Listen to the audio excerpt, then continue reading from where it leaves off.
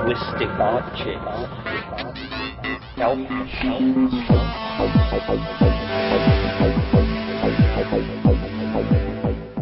Greetings from Cyberdelic Space. This is Lorenzo, and I'm your host here in the Psychedelic Salon.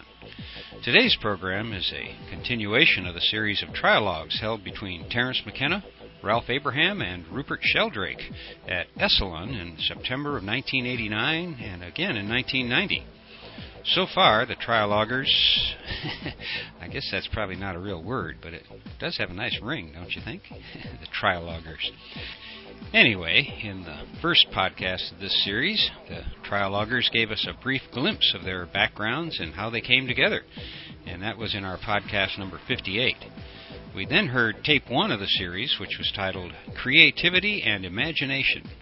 Now we move on to the first side of tape 2, which is titled Creativity and Chaos, and we begin with Ralph Abraham's short introduction to chaos theory. And then we'll get into a discussion between Ralph and Rupert of why what is, or something like that. Let's join Ralph and Rupert now. Now, it's a little presumptuous to call this chaos theory because, as a matter of fact, there is no theory. We're in the exploration phase now, and this is experimental mathematics that we are doing with supercomputers.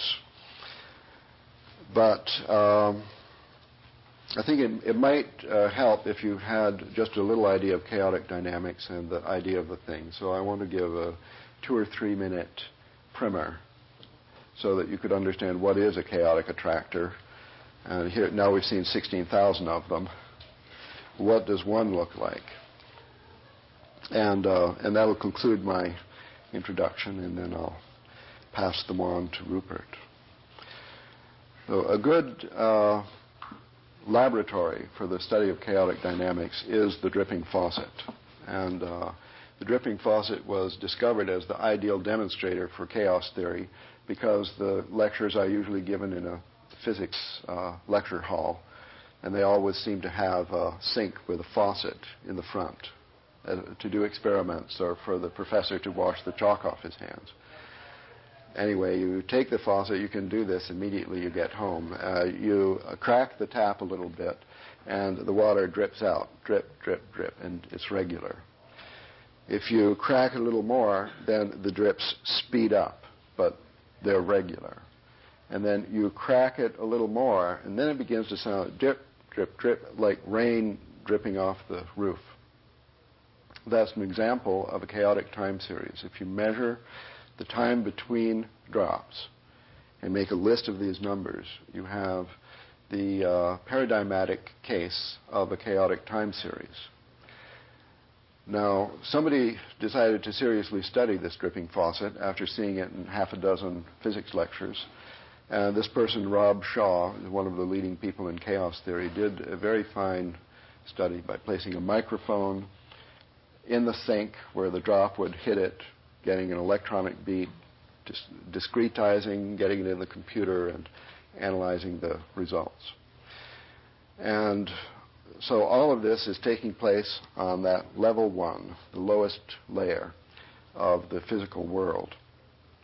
Then he made a mathematical model on level 3. He went up there, he made a mathematical model for the water drop gets bigger and bigger, so it's characterized by a certain mass. When the mass reaches a critical value, the drop falls off. And from this mathematical model, he then wrote a program, a computer program on level 2, and ran it and produced data that was exactly like the experimental data from level 1. So this is an example showing the value of modeling on these 3 levels for gaining some understanding. There's sort of a hermeneutical circle. You look at the data, try to build a model, you fail, but building the model tells you to observe in a different way.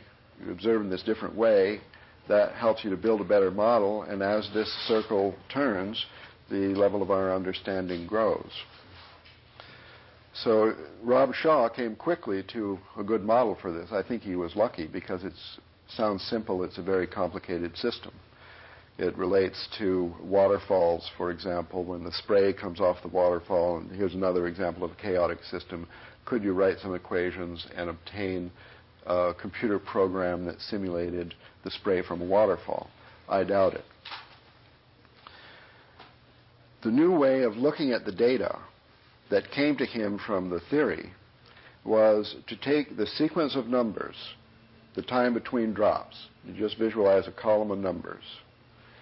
And you make a carbon copy of it and move it over to the side. And then you whack one number off the top and move it all up one number. Now you have a series of pairs. And then you plot these pairs on the plane as a set of points. So he did this. There's a film or video available for aerial press that shows the machine actually doing this. And from this totally chaotic data, viewed in this particular way, which is called chaoscopy, you get these points in the planes that if the data was really random, the dots would be all over the plane. Instead, they lie on a curve, a smooth curve. So from the observation of the data in this way, the smoothness of the curve suggests a kind of model that you can actually take off the shelf in the building where the chaos theorists are working and apply it to your data, you see. And the simplest model on the shelf of the chaos theorist's closet is called the logistic equation. It produces a series of numbers that are apparently random, but actually they comprise one of these simple geometric figures. So this curve, that the data plotted in this special way of the chaoscope, is a curve, and that is called the chaotic attractor. So there are models on level 3 which are good models for understanding certain behavior on level 1.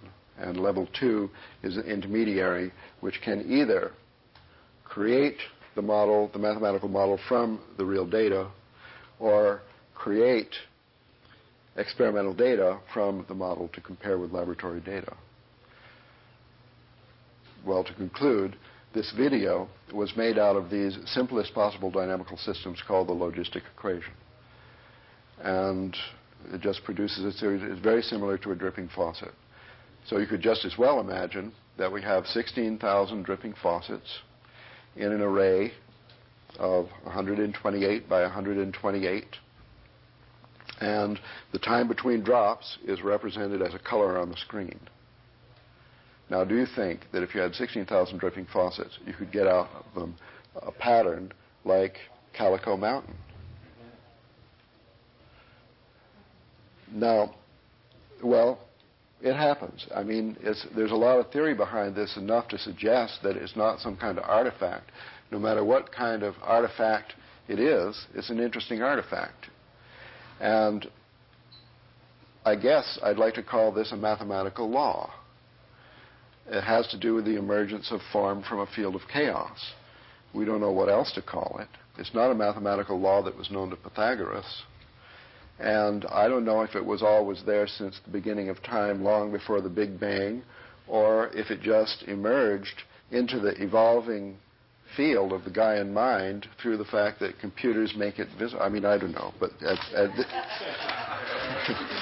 at this point, I have, I hope, arrived at an actual connection between the work I routinely do as a specialist in the field of chaos and the discourse that we're trying to carry on here to increase our understanding of our past, our future, and our possibility of even having a future.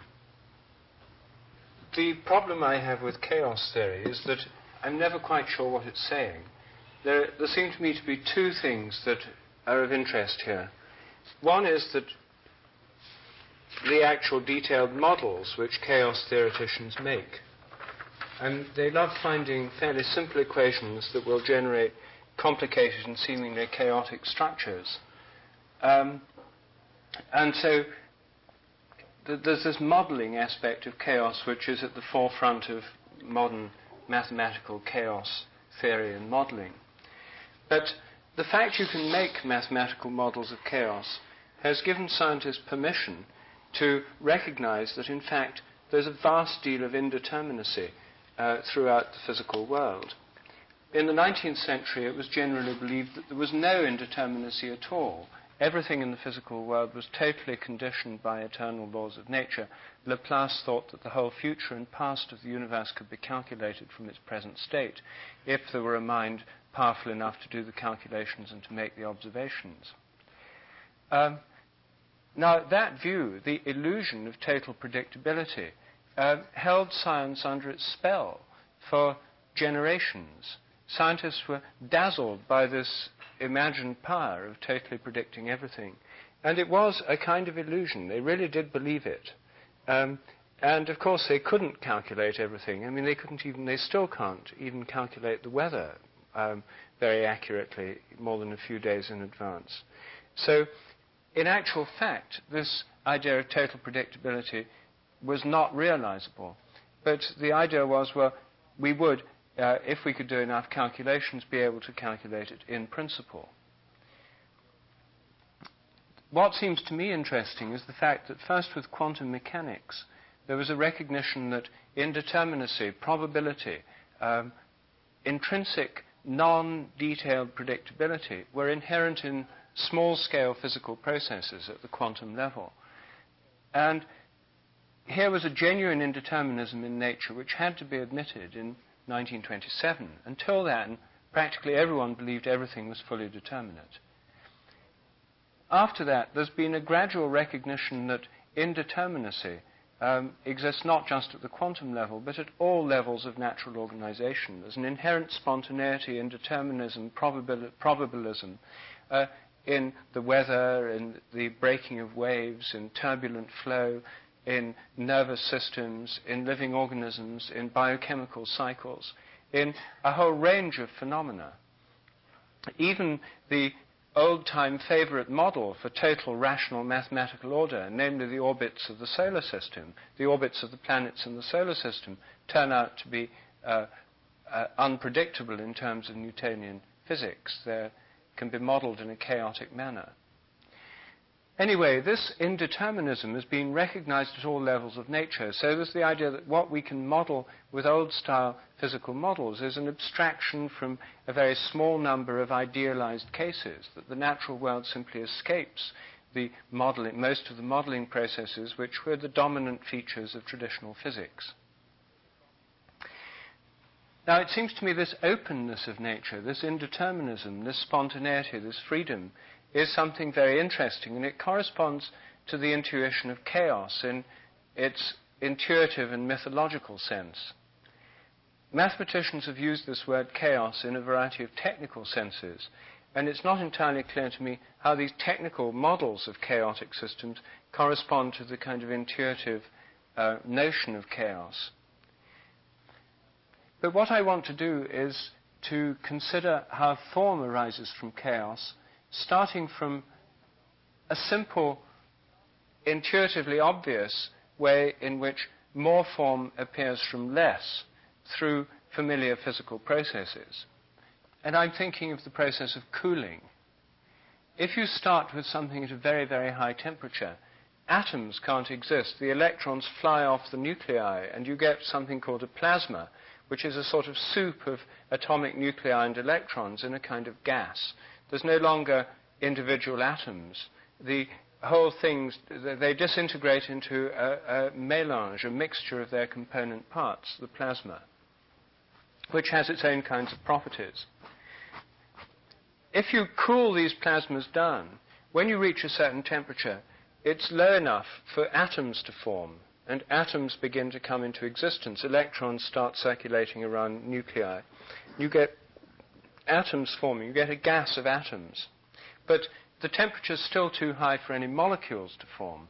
And say it's a hydrogen plasma, and you cool it down, you'll get hydrogen atoms, but you won't yet get any hydrogen molecules. Cool it down further, now you get hydrogen molecules. You cool the system down further, and you get a stage where more complex molecules can come into being. But they're still gaseous. Cool it down further, and they turn into a liquid, which has more form, can form drops and flow around, and has quite complex, ordered arrays of molecules within it. Cool it further still, and you get a crystal, which is an extremely highly regularly ordered formal arrangement of the atoms and the molecules. So you get a progressive increase in complexity of form as you lower the temperature. And in traditional kinetic theory, lowering temperature means less random kinetic motion of the particles. So you're getting a cooling down and an increase in complexity of form as the cooling process takes place. Now, we all know from the cooling of steam into water, the cooling of water into ice, that we know about this process from everyday experience. We've seen this aspect of it, and we've seen how if you cool water vapor down, you get ice crystals emerging, and these ice crystals have a considerably high degree of order. So there's this formative process which we see through cooling occurs as the thermal chaos in the ordinary sort of everyday sense of chaos is reduced, because as cooling happens, more form emerges. The opposite happens if you warm things up. If you warm up snowflakes, they first turn into water, then they turn into steam, then the steam, the water vapor disintegrates into, the molecules break up into atoms, then those break up into a plasma as you raise the temperature. So there seems to be an inverse relationship between temperature, which is this highly agitated motion of things, essentially chaotic in the traditional theory of gases and plasmas, and an increase of form when things cool down. Now, in a sense, that's what has happened in the entire universe. We're led to believe that the universe started off exceedingly hot, billions of degrees centigrade, so hot that stable forms were not able to emerge. By expanding, it cooled down. The cooling process of the universe is associated with expansion. The cosmic expansion both creates more space in which new forms can appear, and by making bigger gaps between things, somehow cools the universe down, so the temperature drops. And as the temperature drops in the developing universe, according to standard models, more and more form comes into being. First you get atoms, then stars and galaxies condense, then you get solar systems, and through the cooling of matter you can get planets. These planets are the cooled remnants of exploding stars. The elements in us and in our planets are stardust, formed from supernovae. So there's a cooling down of these things that came from immensely hot sources. Then you can get rocks forming crystals. And in a sufficiently cool planet, and yet a sufficiently warm one, within a fairly narrow range of temperature, you can have the evolution of life as we have had on Earth. So this appearance of forms comes out of an initial state where these forms are not present, and they appear through a kind of cooling. There's a formative process going on, and we can call this one way of looking at the emergence of form from chaos or disorder. Well, how do these forms come into being? This is the big problem of evolutionary creativity. How do the first molecules, how did the first zinc atoms come into being? How did the first methane molecules? How did the first salt crystals? How did the first living cells? How did the first vertebrates? How did the first of anything come into being in this evolving universe as it expanded and cooled? Well, one way of looking at this is to see the expansion and cooling process, and indeed the flow of events, as being, thinking of it in terms of the flux of energy. And one of the great unifying concepts of 19th century physics is a unified conception of energy. Now, it's not entirely clear what energy is. Energy, in some sense, is the principle of change. The more there is, the more change that can be brought about. It's, in a sense, a causative principle. And it's a causative principle which exists in a process. In this process, the energetic flux of the universe underlies time, change, becoming, and the flux process itself seems to have an inherent indeterminism to it. This flux process, the universal flux, is organized into forms by fields.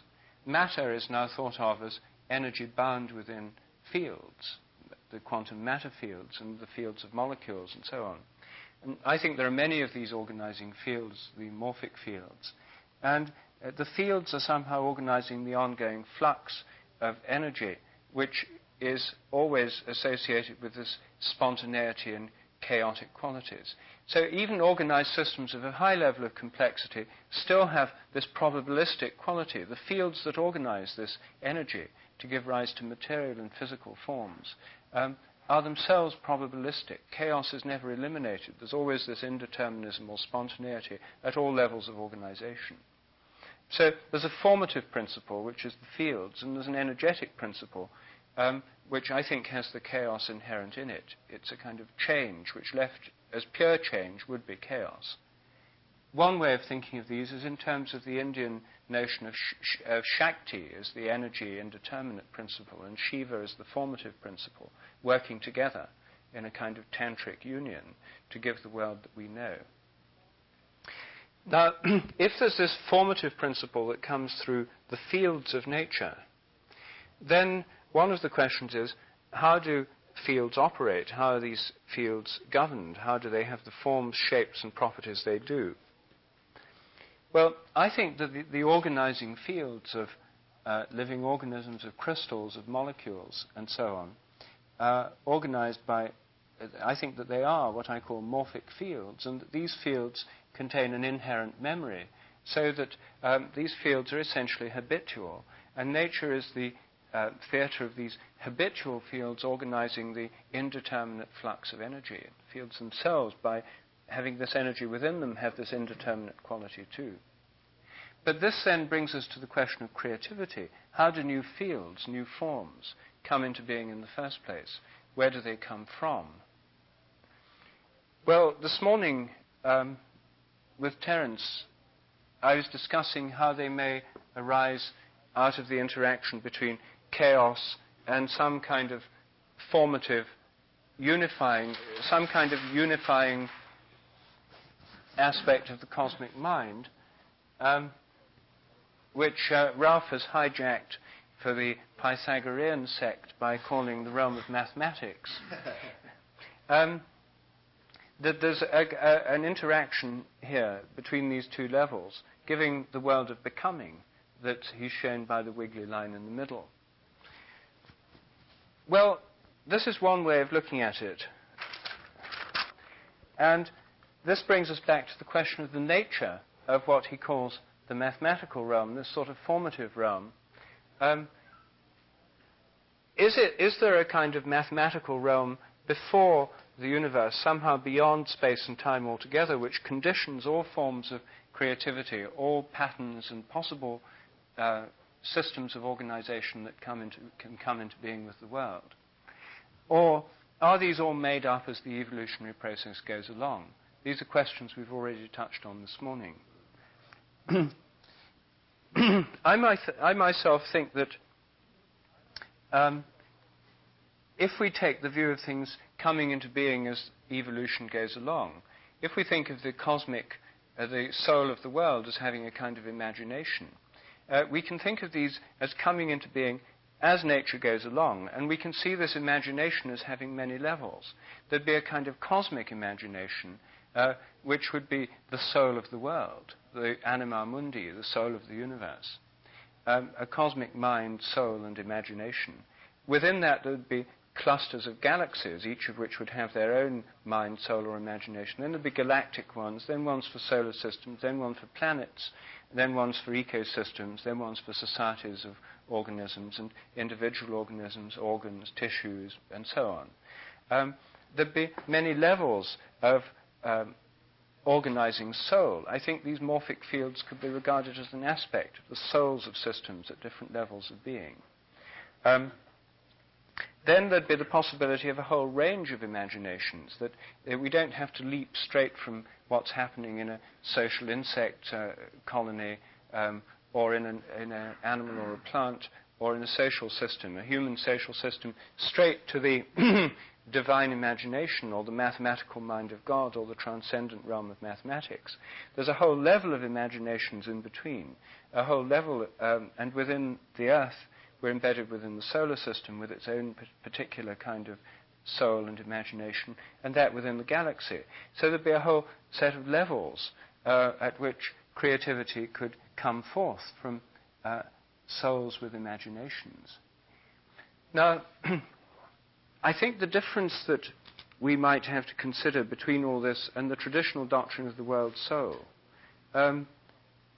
is that in the traditional doctrine of the world soul of Plotinus and of Plato, they had a threefold system where there was the intellect, with the intelligence, which was really the realm of forms or ideas or the logos. And embedded within that was the world soul, which had as its characteristic an attractor. The world soul had space and time within it and was concerned with the realm of becoming, namely the cosmos, not with the realm of being, which was the realm of these pure forms. And as the prototype of the cosmos, the world soul had this cosmic attractor as its entelechy, its goal. And this was a striving towards the eternal perfection of the divine.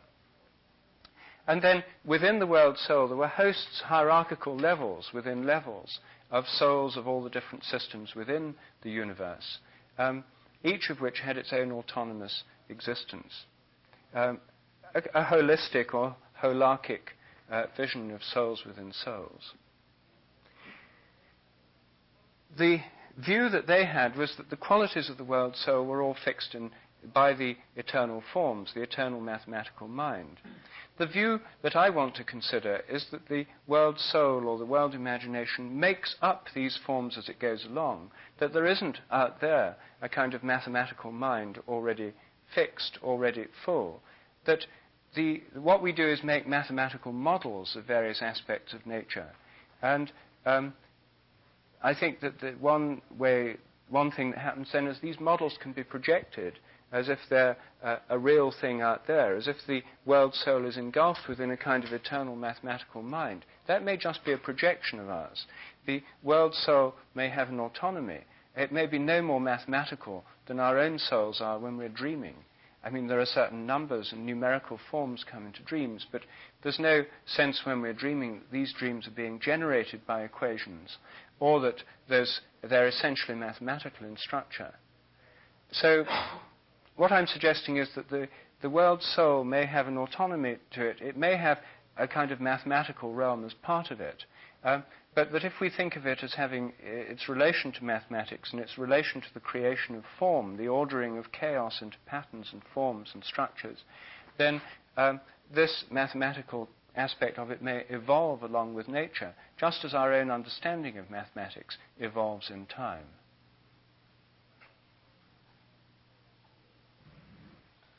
Well, I think that we are talking about complicated thing, complex, obtuse, and difficult ideas, and we're talking about them in a language which seems more or less appropriate. So as you speak, I get an idea, I get a picture. I mean, for me, it's frequently a picture. And I don't see that mathematics is substantially different from verbal description as a strategy for making models. I mean, certainly, if you talk about Plotinus, for example, we have you described a visualizable model for the all and everything, including within it the world, soul, and so on. If we draw that as a picture instead of a word picture, then that's officially mathematics. That's geometry. That's a geometric model for the thing. I think that with mathematics we can make a model for anything. And if you think there's a Big Bang, we can make a model for that. And if you think that there are 3 sexes on the moon, and then we can make a model for that, you see. So mathematics could be regarded as simply an extension of language. It's not that mathematical laws describe the universe. I mean, it's true that that's the old paradigm. But I'm thinking that mathematics is a particularly good language for describing, discussing, imagining things that are really complicated.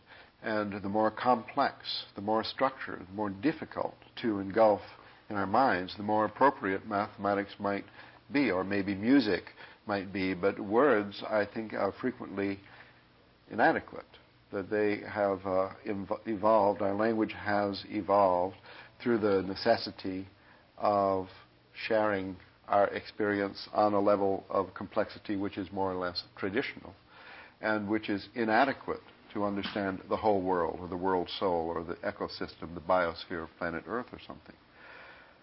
So mathematics has only a little more magic than language. And we could say, well, the conservation of energy, that's a verbal description of something that you could also say mathematically.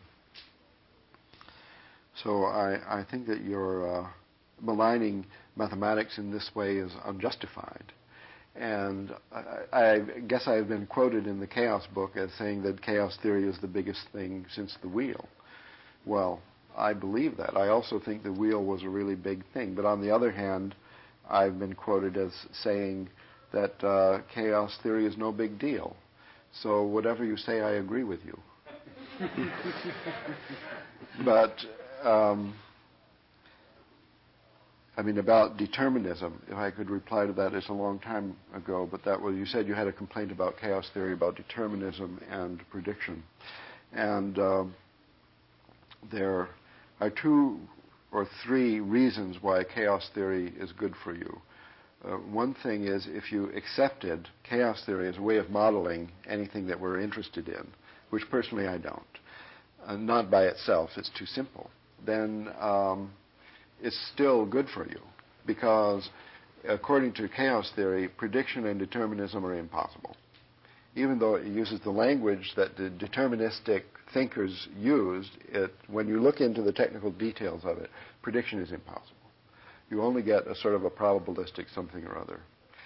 Secondly, the models for anything that you want to talk about, such as cooling is a good one, they don't come from chaos theory, they come from bifurcation theory. And that is really good for you, because bifurcation theory exemplifies the best in mathematics. The most it can possibly do for you is rule out a lot of possibilities that you might imagine might happen, and then the mathematics says, well, no, according to the assumptions that you said you believe, then all this won't happen.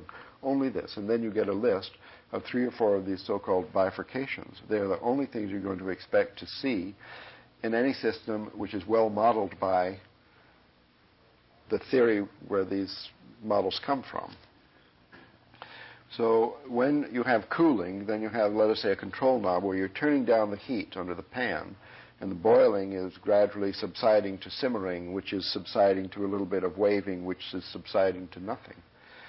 Then we have at each stage, coming from the mathematics, a model which has attractors, which has maybe chaotic attractors. But every time you change the knob, you get a different model. And therefore, if you can't predict how the knob is going to change, the models don't give any prediction at all, and they're irrelevant. And the only interesting thing is that the theory can tell you certain transformations you'll expect and others not. For example, Terence had pointed to the punctual aspect of evolution, that many transformations are saltatory, they are catastrophic, they are abrupt. And here the theory comes in and saying models of this type in this theory, most of the transformations are abrupt, and they have kind of a theory Y, which is a geometrical model, which is only of use to those people who are thinking of the structure of the theory as opposed to what is happening in the ordinary world.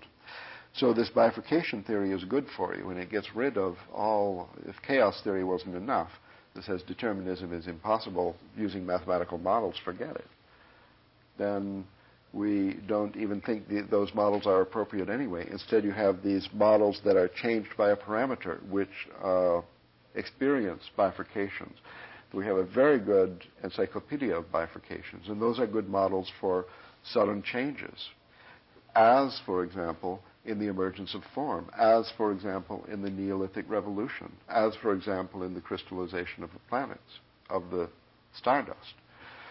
So that's the good news. But the truth is that this theory can be used to model everything, so it never settles any question as to the origin of things or the true nature of the ordinary reality.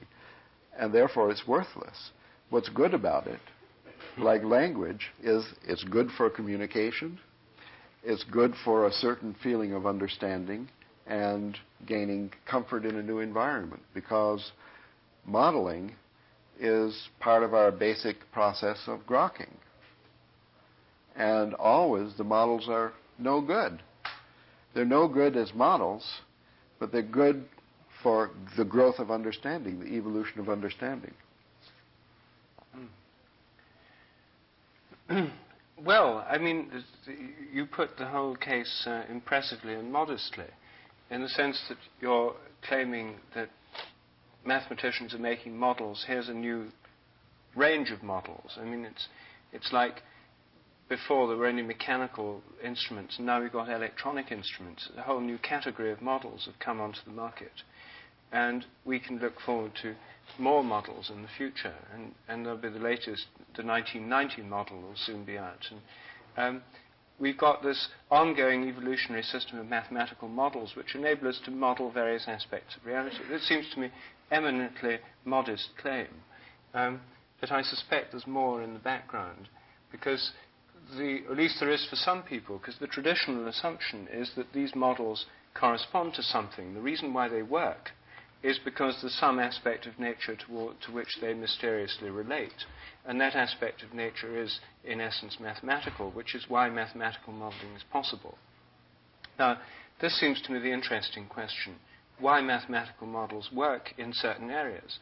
There are large areas where they don't work and they aren't used, and maybe they could be used and they could work, but I mean, I'm often meeting mathematicians or physicists who say quantum physics is the most brilliant predictive system that mankind has ever known. It predicts things to the 25 places of decimals, and it's obviously correct.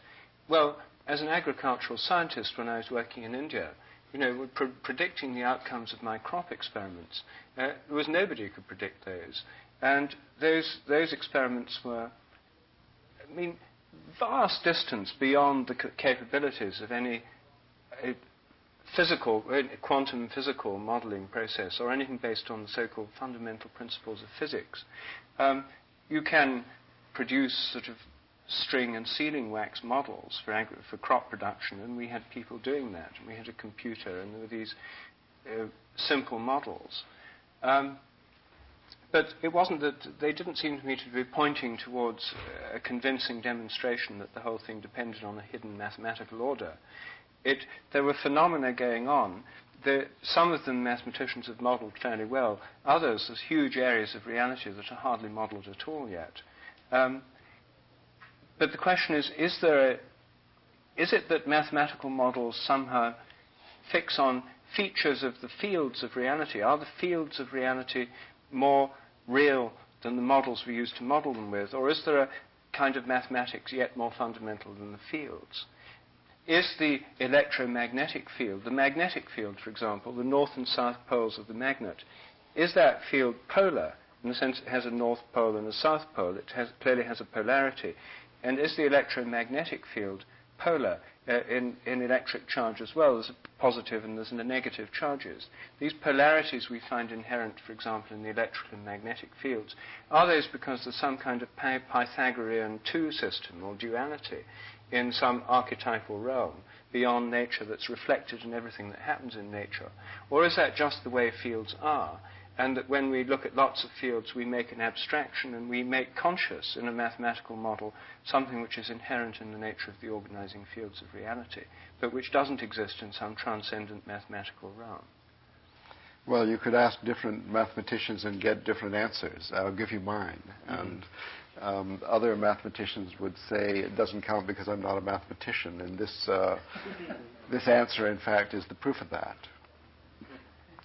But I think that, for me, mathematics is a beautiful landscape, an alternate reality, and there's infinite possibilities not yet loomed into view, not seen, but I suppose they exist. It's just a fantasy.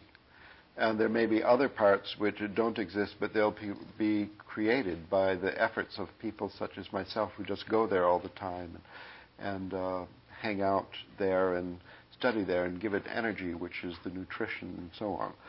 So there is some older part and some younger part in the mathematical landscape, and this entire system is in co-evolution, I suppose, with the evolution in ordinary reality. In this mathematical landscape, there is only small parts which have been used and probably ever will be used for modeling anything in ordinary reality. From the viewpoint of any non-mathematician, which is almost everyone, then those pieces of mathematics that have been used by somebody for modeling something familiar, like the simmering in the bottom of in the boiling water, those parts are the only parts of mathematics that are visible. So then they proclaim how amazing the perfect fit between the mathematical concept evolved solely in the context of the human mind and this boiling pot of water. How amazing, something real, something only in the mind, the resonance, you see, but it's just like some small parts of mathematics that have ever become visible in that way. Furthermore, they became visible primarily in the context of mathematical physics. And mathematical physics, I guess, is unfortunately an evolutionary dead end. So you have to carefully watch out to take any inspiration from it, especially something like quantum electrodynamics. You have a really good one, mathematical physicists such as Stephen Hawking going on record in several of his books saying that theoretical physics is done. Everything we can figure out is figured out now.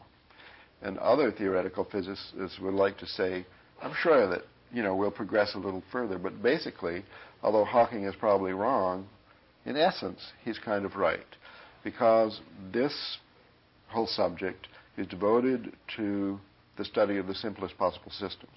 Now, when you talk about your experience as agricultural scientist and so on, there you are talking of experience in a realm which is infinitely more complicated than the most complex system that a physicist ever looked at. So the parts of mathematics that have been used by these physicists are the parts that are the least interesting to us. And I want to tell you this good news that, at least in my opinion, mathematics offers much more to the more complex sciences than it offers to physics. And the whole potential of mathematics to aid us in our own evolution comes from the fact that it can extend our understanding of systems that are too complex to understand without it. It might be good for that, you see. So that when you just change the weather a little bit and these peas grow at the expense of those and so on, the understanding of that complexity could be aided. I mean, in any ecosystem, you have so many different things. You talk about the butterfly effect, and we don't know that one oil spill off the coast here could produce desertification and bring on the equivalent of nuclear winter. This is possible, but we don't understand it, and we never will, but our understanding can be advanced by mathematics, because mathematics is the supreme tool for the extension of our language for dealing with complex systems. That's its main appeal for application, for ordinary use, for garden variety life. We can have models of emotional relationships, of love affairs, of arms race between nations, of the nuclear club, of the United Nations, of the Society of People of Nations, of the Society of Species, and so on. We can model these things with models that are no good, but they're better than no models. And the construction of these models is part of our evolution, and is part of the evolution of the mathematical landscape as well. Yes. Well, that's all very moderate and reasonable. No extravagant Platonic claims. What interests me, I must admit that my interest in mathematical models has enormously increased since I came across attractors. And my ability to understand attractors, or at least even a little bit about them, was greatly increased by your visual dynamics books, which for the first time made these things visible. I should say, for those who haven't followed Ralph's work, that he's done more than any mathematician I know to make the essential features of this mathematics visible. He's produced four volumes of books on dynamics, visual dynamics. There's not a single equation in the 4 volumes, and through diagrams he tries to give you the essence of what dynamic systems are and what the science, the mathematical branch of dynamics is, how it models them and how it understands them. It's very illuminating. And normally mathematics is hidden behind an opaque cloud of symbols which most of us can't penetrate beyond. It's as if all we knew of music was looking at scores of symphonies but never actually hearing the symphony. these symbols refer to things which for real mathematicians are intuitions, visual intuitions. And so Ralph helps make that clear. But what interests me is in these attractors, no one else in any other branch of science has been able to think in terms of teleological principles which pull from in front. And mathematicians have sort of snuck in round the back, and because it's an abstruse branch of an abstruse subject, which the anti-teleological inquisitions of modern science don't really understand very much, it's somehow grown up in the back without anyone noticing. And now we've got this whole system of dynamical attractors, including chaotic attractors, that have been developing for years without those who police the frontiers of science noticing what was going on. Sort of illicit crops of models have grown up in clearings and backyards, as it were. And it seems to me that they've really quite changed our way of thinking about nature, because they have made it conceivable to think of what Aristotle called the entelechy, or what this pulling process. Now, what I'd like to know is how you think attractors work. I mean, I know you'll say that all we're doing is modeling what actually happens. We're not saying anything about the underlying reality or fields or structures that make it happen. We're just describing or modeling what actually happens in the physical world. The interesting thing is the models of attractors imply that a future state draws the system towards it. And I suppose you can say, well, the model isn't in the future, or the state isn't really in the future, it's only a description of what you've observed in the past. Can you believe that I'm going to leave this discussion hanging in midair like this? Well, I wish we had time to go on today, but I've got to get back to my never-ending project of working on a new and improved version of the Psychedelic Salon's website. And if I don't spend a few hours every day working on it, I'm never going to get it done. But what I'll do to try to make up for it a little bit is to post the second half of this tape early next week, before I post another non-Trialogue program. That way, we'll at least get both sides of each tape in back-to-back podcasts. A few programs ago, I mentioned a fellow podcaster, KMO, who podcasts on the C-Realm channel. That stands for Consciousness Realm, I'm told. Well, he called me the other day to ask me to pass along his thanks to all of you who have checked out his podcast. Apparently, some of us saloners are finding his programs interesting as well. I guess I should give full disclosure here, because part of his 10th podcast includes an interview with me. My first podcast interview, by the way. One of the things I noticed about KMO's website, which can be found at crealmpodcast.podomatic.com, that's c-realmpodcast.podomatic.com, and the link's on the Psychedelic Salon's podcast page, if you didn't catch all of that. Anyway, KMO has done a really great job of providing extended program notes where you can find links to some of the things that we talked about. And you might want to check it out if you have the time. And now that I've heard a live podcast/phone interview, I've decided to try one myself. And so the podcast after the next one will include a phone conversation between me and my friend, the great Sheldoni, otherwise known as Sheldon Norberg, author of the groundbreaking book, Confessions of a Dope Dealer.